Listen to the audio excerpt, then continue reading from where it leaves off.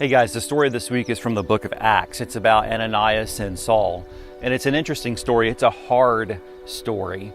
It's the kind of story that we really don't want to pay attention to because it requires so much of us. Ananias receives this vision from the Lord, a vision that is unexpected, a vision that I'm sure no one would want to receive because it's a vision about going to your worst enemy. Ananias receives this vision from God, and God tells him, I want you to go lay hands on Saul. I want you to go lay hands on this man who has been a terrorist to your people. He's had people, men and women, dragged out of their homes. He's had them imprisoned, and worse, he's had some of them killed. He's commissioned some of them to be murdered. And of course, you can imagine some of the feelings that are welling up inside for Ananias once God calls him to this thing, once God gives him this vision. No one wants to go to their worst enemy and lay hands on them and pray for them. That just doesn't make any sense in the world that we live in.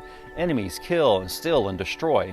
Yet God is calling Ananias to go and lay hands on Saul, praying that he would receive his sight again. And Ananias says, but Lord, why? I mean, I can't do this. I can't go lay hands on my enemy. But Lord, stop. And God has said, no, go. I've got a plan. So Ananias goes and he lays hands on Saul.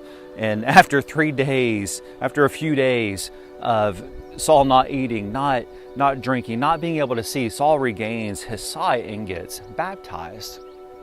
And it's just this amazing story. It's this radical call to obedience. It's this radical call to the unexpected. So there's a lesson here that I think is for all of us. There's a lesson that we can all take from this, even in today's world, especially in today's world. Sometimes the best thing that could happen to us is for our enemies to be healed.